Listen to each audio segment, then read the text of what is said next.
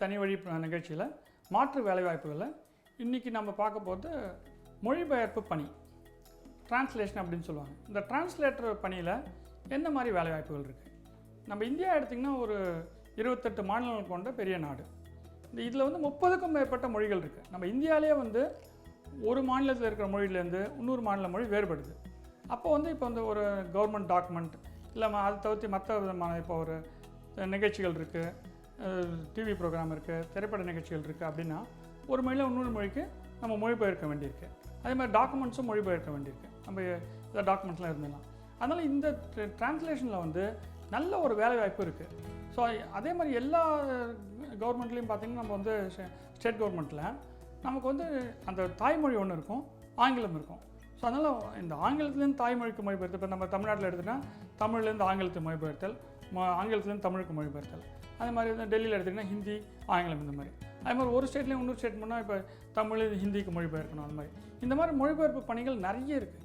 இது வந்து ஒரு பகுதி நேர பணியாக நீங்கள் செய்ய முடியும். இரவு நேரங்கள்லையோ மாலை நேரங்கள்லையோ சனி ஞாயிறுலையோ பண்ண முடியும்.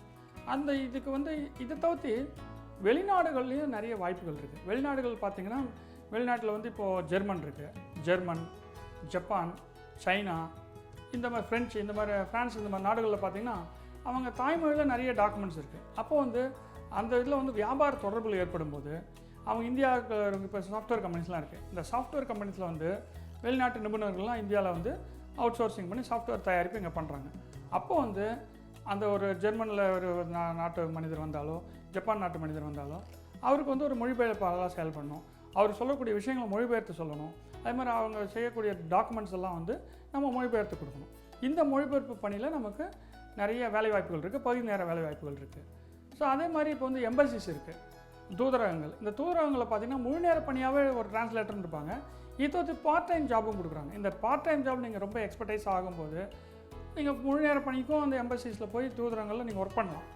அதே மாதிரி இந்த பார்ட் டைம் பகுதியாக பண்ணும்போது நல்ல இன்கம் இருக்குது, வேலைவாய்ப்பு இருக்குது. இது படிக்கிறதுக்கு அதே மாதிரி நீங்கள் என்ன பண்ணணும் அப்படின்னா பலவித மொழிகள் தெரியணும். இப்போ சில பேர் நேச்சுரலாக பார்த்து 4-5 மொழிகள் கற்றுப்பாங்க. அந்த மொழி ஆர்வம் இருக்கும், நிறைய மொழிகள் கற்றுப்பாங்க. அதை தவிர்த்து இப்போ இந்த வெளிநாட்டு மொழிகள்லாம் படிக்கணும் அப்படின்னா ஜெர்மன் படிக்கணும், ஃப்ரெஞ்சு படிக்கணும், ஜாப்பனீஸ் படிக்கணும், சைனா லாங்குவேஜ் படிக்கணும், சைனீஸ் படிக்கணும் அப்படின்னா அதுக்கு வந்து சொல்லித்தரத்துக்கு நிறைய நிறுவனங்கள் இருக்குது. ஸோ அது 2 மாதம் 3 மாதம் பயிற்சி எடுக்கணும்.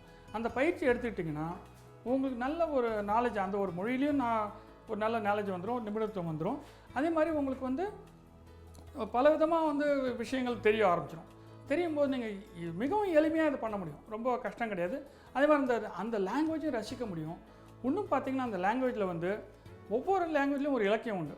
ஒரு மொழியிலையும் பார்த்திங்கன்னா அந்த மொழிக்குன்னு சம்மந்தப்பட்ட இலக்கியம் உண்டு. அந்த இலக்கியங்கள்லாம் நீங்கள் படித்து அது வந்து அனுபவிக்க முடியும், அதை வந்து ரசிக்க முடியும். அந்த மாதிரி வாய்ப்புகளும் இருக்குது. அதனால் இந்த தொடர்ந்த வாய்ப்புகள் இருக்கிறதுனால ஒரு சிறந்த பகுதி நேர பணியை நீங்கள் செய்ய முடியும்.